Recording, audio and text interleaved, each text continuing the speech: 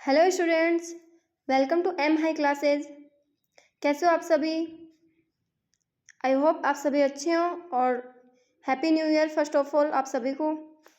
आज से हम राजस्थान की पॉलिटिकल साइंस शुरू करने जा रहे हैं और उसके अंदर सबसे पहला टॉपिक अपना है पंचायती राज। तो सबसे पहला टॉपिक शुरू करते हैं, पंचायती राज। स्थानीय स्वशासन को निम्नलिखित दो भागों में बांटा जा सकता है। स्थानीय स्वशासन को कितने भागों में बांटा गया है? दो भागों में, ग्रामीण स्वशासन और नगरीय स्वशासन। स्थानीय स्वशासन का जनक लॉर्ड रिपन को कहा जाता है, तो ये इंपॉर्टेंट है। स्थानीय स्वशासन का जनक किसे कहा जाता है? लॉर्ड रिपन को, क्योंकि उसने 1882 ईस्वी में सर्वप्रथम स्थानीय संस्थाओं को कुछ मामलों में शक्तियां प्रदान की थी। इसे स्थानीय स्वशासन का मैग्ना कार्टा भी कहा जाता है। अनुच्छेद 40 में राज्य को पंचायतों के गठन तथा उनके विकास हेतु निर्देशित किया गया। तो पंचायतों का गठन कौन से अनुच्छेद के अंदर आ जाएगा? अनुच्छेद 40 के अंदर। पंचायती राज राज्य सूची का विषय है। किसका विषय है पंचायती राज? तो पंचायती राज राज्य सूची का विषय है, अर्थात पंचायती राज के संबंध में विधि निर्माण की शक्ति राज्य विधानमंडलों को प्राप्त है। विधि यानी कानून, विधि का मतलब क्या होता है? कानून। पंचायती राज के संबंध में जो कानून निर्माण करने की शक्ति होती है वो किसके पास होती है? विधानमंडलों के पास होती है। भारत सरकार ने फोर्ड फाउंडेशन के सहयोग से 2 अक्टूबर 1952 को देश के 55 विकास खंडों में सामुदायिक विकास कार्यक्रम की शुरुआत की। कौन से कार्यक्रम की शुरुआत की गई? तो सामुदायिक विकास कार्यक्रम की शुरुआत की गई 2 अक्टूबर 1952 को। इस कार्यक्रम का मूल उद्देश्य आम जनता में राजनीतिक सहभागिता को बढ़ाना तथा उन्हें राजनीतिक रूप से जागरूक कर प्रशासन और आम जनता के बीच की दूरी को कम करना था। यह कार्यक्रम पूर्णतया असफल रहा। बलवंत राय मेहता समिति, सबसे पहले अपन पढ़ते हैं, एक समिति आती है बलवंत राय मेहता समिति 1957 के अंदर, और सबसे इम्पोर्टेंट समिति ये बलवंत राय मेहता समिति। और इसकी रिपोर्ट कब प्रस्तुत की गई? तो नवंबर 1957 में। इसका गठन कब हुआ था? जनवरी 1957 में। और इसने अपनी रिपोर्ट कब प्रस्तुत की थी? नवंबर 1957 में। सामुदायिक विकास कार्यक्रम की सफलता की जांच करने के लिए समिति का गठन किया गया था। तो इस समिति का गठन क्यों किया गया था? सामुदायिक विकास कार्यक्रम की असफलता की जांच करने के लिए, कि क्या कारण थे जिसके कारण जो ये सामुदायिक विकास कार्यक्रम बनाया गया था 2 अक्टूबर 1952 को, वह असफल रहा। समिति ने कार्यक्रम की असफलता का मुख्य कारण आम जनता में राजनीतिक सहभागिता का अभाव होना बताया। तो इनके अकॉर्डिंग जो सामुदायिक विकास कार्यक्रम है उसके असफल होने का कारण क्या था? जो आम जनता थी उनमें राजनीतिक सहभागिता का अभाव था।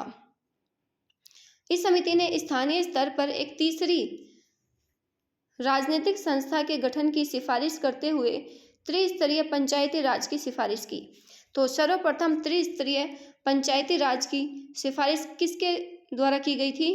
बलवंत राय मेहता समिति के द्वारा।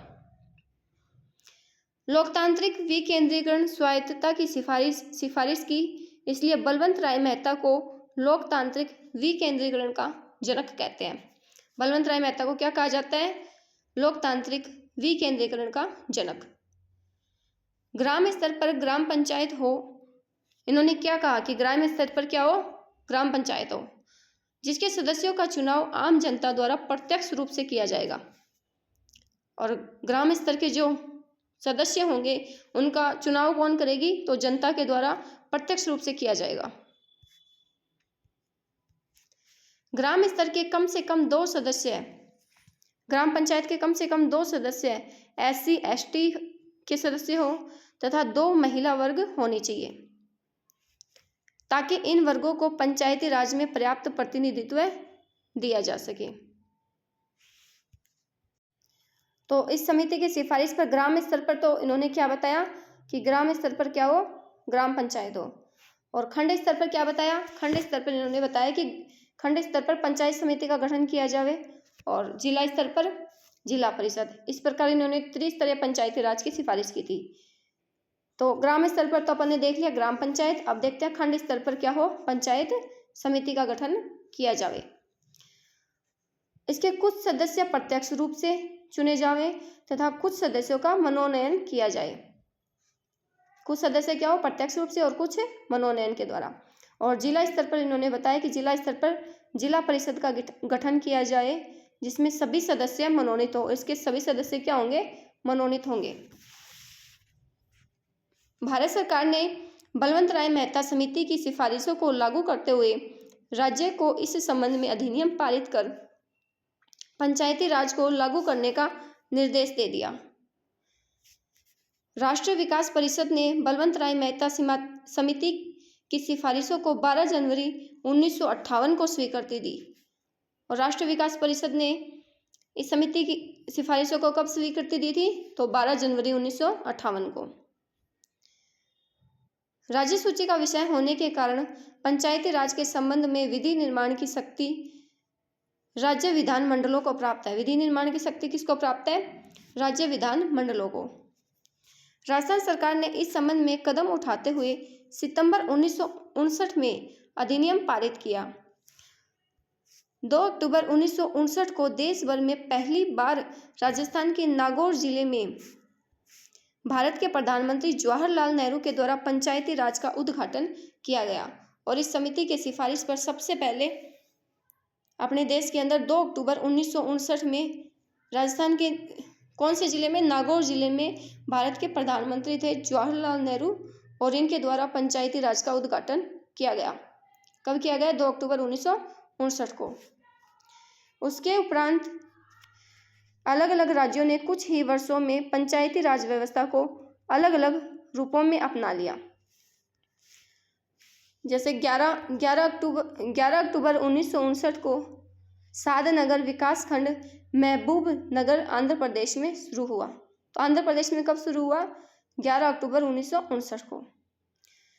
1965 तक नागालैंड और लक्षद्वीप को छोड़कर यहाँ से सभी राज्य और केंद्र शासित प्रदेशों में से अपना लिया गया था। विभिन्न राज्यों में पंचायती राज अलग अलग स्वरूप में लागू था। पंचायती राज व्यवस्था में निरंतर विकास हेतु समय समय पर विभिन्न समितियों का गठन किया गया। तो ये अपनी कौन सी समिति होगी, बलवंत राय मेहता समिति। अब अगली नेक्स्ट देखते हैं अपनी अगली समिति आती है सादिक अली समिति। और ये कब आती है, 1964 के अंदर सादिक अली समिति। राजस्थान सरकार द्वारा इस समिति का गठन राजस्थान में पंचायती राज को लागू करने में आने वाली बाधाओं का अध्ययन करने में किया गया। और इस समिति ने अपनी सिफारिश में जनता की सहभागिता का अभाव तथा चुनाव में जातीय समीकरण को पंचायती राज के मार्ग में मुख्य बाधा के रूप में माना है। इन्होंने क्या कहा इस समिति ने, इन्होंने जनता की सहभागिता का अभाव तथा साथ ही चुनाव में जातीय समीकरण को पंचायती राज के मार्ग में मुख्य बाधा माना है। फिर आती है अशोक मेहता समिति 1977-78 में। इस समिति का गठन मोरारजी देसाई सरकार ने 12 दिसंबर 1977 को किया। अशोक मेहता समिति का गठन कब किया गया, 12 दिसंबर 1977 में, और मोरारजी देसाई सरकार के द्वारा। इस समिति ने अगस्त 1978 में अपनी रिपोर्ट पेश की। रिपोर्ट कब पेश की, 1978 में, जिसमें निम्नलिखित सिफारिशें थी। इन्होंने पंचायती राज को द्विस्तरीय बताया। इन्होंने कहा कि पंचायती राज है वो द्विस्तरीय होनी चाहिए। इनके अकॉर्डिंग खंड स्तर पर क्या बने, मंडल पंचायत बने, और जिला स्तर पर जिला परिषद। और साथ ही पंचायती राज संस्थाओं का कार्यकाल 4 वर्ष होना चाहिए। किसके अनुसार, अशोक मेहता समिति के अनुसार। पंचायतों में अनुसूचित जाति यानी SC और अनुसूचित जनजाति ST तथा महिलाओं को उनकी जनसंख्या के अनुपात में स्थान प्राप्त होने चाहिए। स्थानीय स्तर के विवादों के निपटान हेतु न्याय पंचायतों का गठन किया जावे। क्या किया जावे, स्थानीय स्तर के जो विवाद हैं उनके निपटान के लिए न्याय पंचायतों का गठन किया जावे। पंचायतों को अधिक प्रभावशाली करने हेतु उन्हें संवैधानिक दर्जा प्रदान किया जाए। पंचायतों के लिए वित्तीय संसाधनों की सिफारिश करने हेतु अलग से एक वित्त आयोग का गठन किया जाए। तो अशोक मेहता समिति ने वित्त आयोग के गठन की भी सिफारिश की थी। साथ ही पंचायतों के चुनाव दलीय आधार पर होने चाहिए, तो ये इंपॉर्टेंट है। अशोक मेहता समिति ने क्या सिफारिश की थी कि जो पंचायतों के चुनाव है वो दलीय आधार पर होने चाहिए। पंचायतों के प्रभाव का मूल्यांकन करने हेतु सामाजिक अंकेक्षण यानी सोशल ऑडिट व्यवस्था को लागू किया जाए, और इन्होंने सामाजिक अंकेक्षण व्यवस्था को लागू करने की भी सिफारिश की थी। फिर उसके बाद में एक और समिति आती है GV राव समिति, 1985 के अंदर आई थी, 1985 में। राजीव गांधी सरकार द्वारा मार्च 1985 में गठित हुई। कब गठित की गई है? 1985 के अंदर GV राव समिति। तो इनकी तारीख याद करना, कौन सी समिति कब आई थी। अशोक मेहता कब आई थी? 1977-78 में। और बलवंत राय मेहता समिति कब आई थी? 57 के अंदर। और GV राव कब आई? 1985 में। और इस समिति को कार्ड समिति भी कहा जाता है। तो GV राव समिति का दूसरा नाम क्या है? कार्ड समिति। इसकी प्रमुख सिफारिशें क्या थी? पंचायती राज व्यवस्था 4 स्तरीय होनी चाहिए। इनके अकॉर्डिंग कितनी स्तरीय होनी चाहिए? 4 स्तरीय। ग्राम स्तर पर क्या हो? ग्राम पंचायत हो। खंड स्तर पर पंचायत समिति हो। जिला स्तर पर जिला परिषद हो। और राज्य स्तर पर क्या हो? राज्य विकास परिषद हो। मुख्यमंत्री राज्य विकास परिषद का अध्यक्ष हो। और साथ ही इन्होंने कहा कि राज्य विकास परिषद का अध्यक्ष कौन बने? मुख्यमंत्री। तथा उसके समस्त मंत्री इस समिति के क्या हो? राज्य विकास परिषद के क्या हो? सदस्य हो।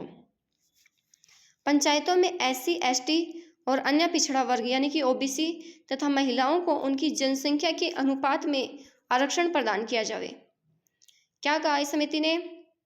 इन्होंने कहा कि जो भी SC ST और OBC और साथ ही जो महिलाएं हैं उनको उनकी जनसंख्या के अनुपात में आरक्षण प्रदान किया जाए।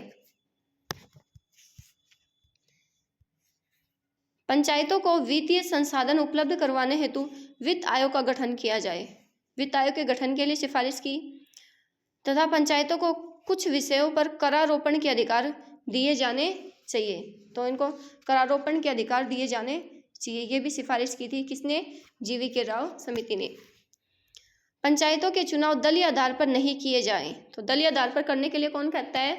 वो तो दलीय आधार पर करने के लिए तो अशोक मेहता समिति कहती है, और दलीय आधार पर नहीं करने के लिए कौन कहता है? GV राव समिति।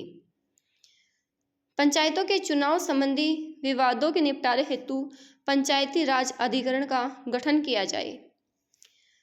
राज्य निर्वाचन अधिकारी यह सुनिश्चित करे कि पंचायतों के चुनाव निश्चित समय पर हों।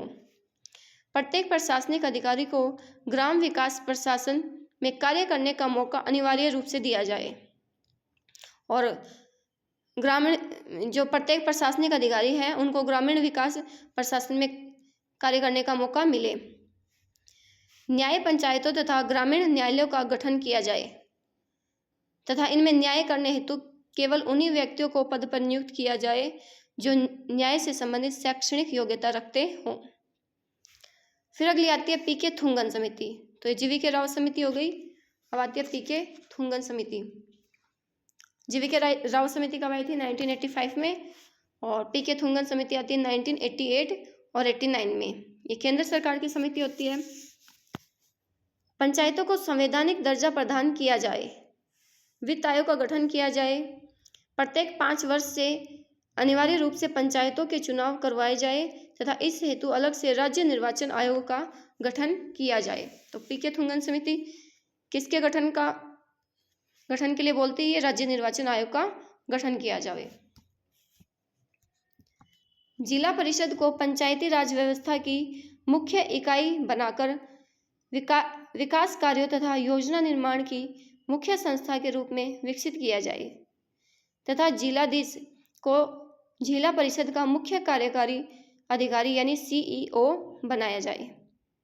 इस समिति ने पंचायती राज को राज्यों का विषय नहीं माना।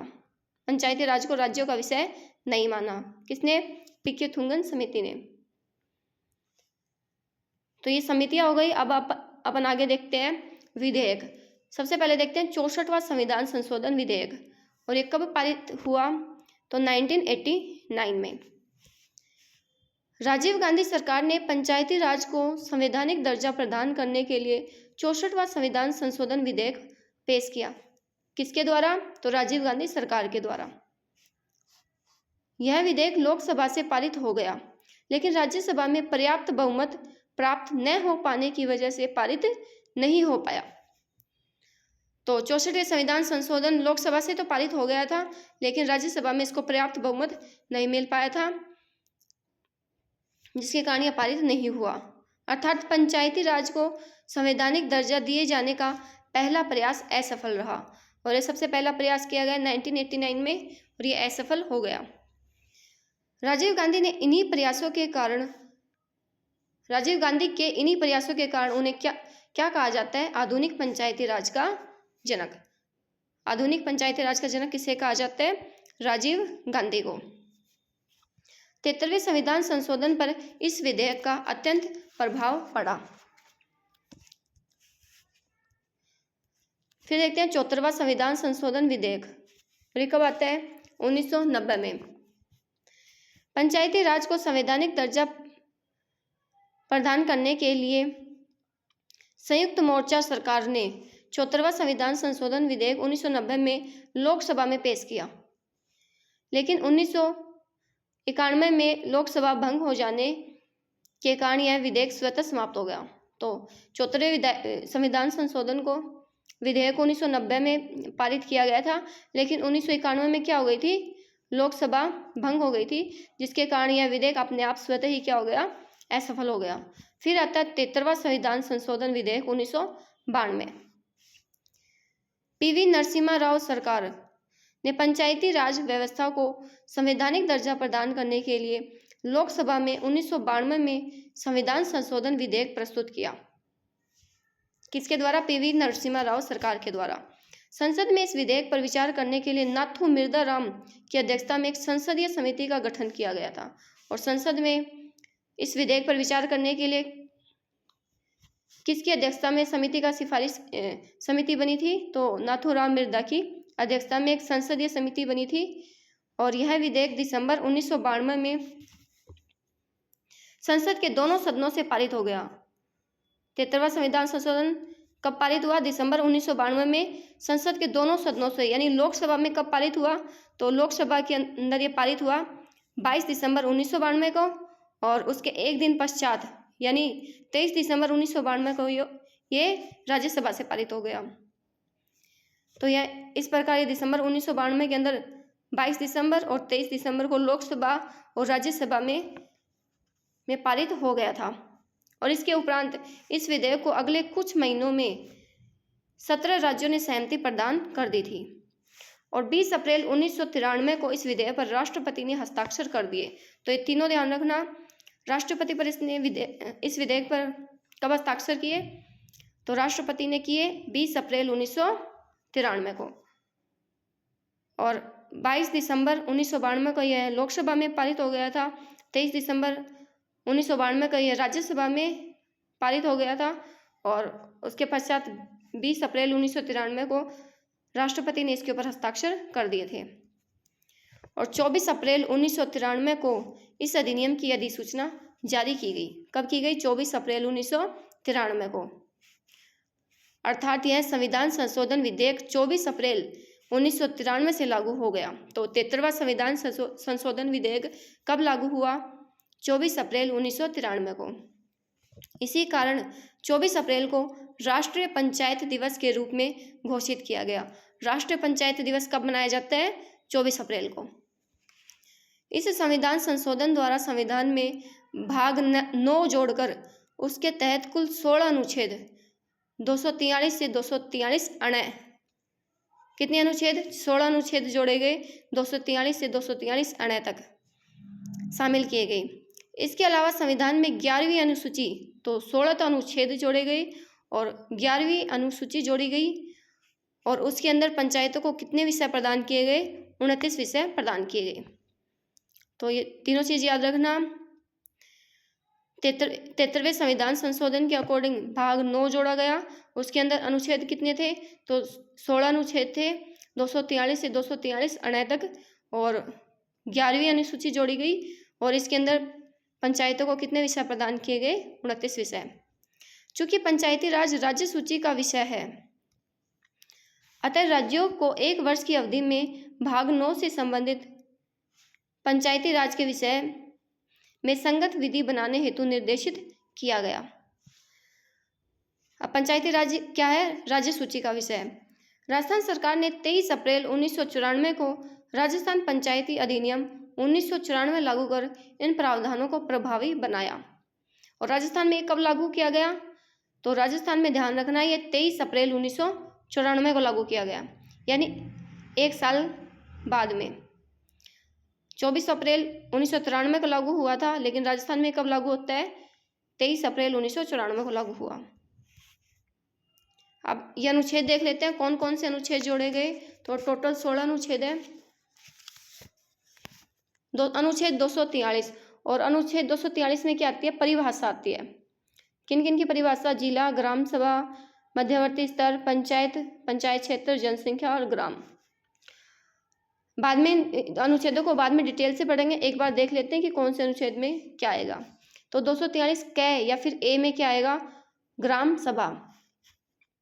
243 ख में क्या आएगा? तो ख में आएगी त्रिस्तरीय प्रणाली या 3 स्तर। 243 ग, तो ग से क्या आएगा? ग से याद रखना गठन या संरचना। और 243 घ में क्या आएगा? तो घ में आएगा आरक्षण। 243 अढ़ में आएगा कार्यकाल। और 243 च में क्या आएगा? तो च में या एफ में क्या आएगा? योग्यता। 243 छ या जी में क्या आएगा? शक्तियाँ। और 243 ज या एच में क्या आएगा? वित्तीय शक्ति या करारोपण। 243 झ या आई में क्या आएगा? तो आई में राज्य वित्त आयोग। और 243 ये या फिर जे में क्या आएगा? लेखा संपरीक्षा। और 243 ट में क्या आएगा?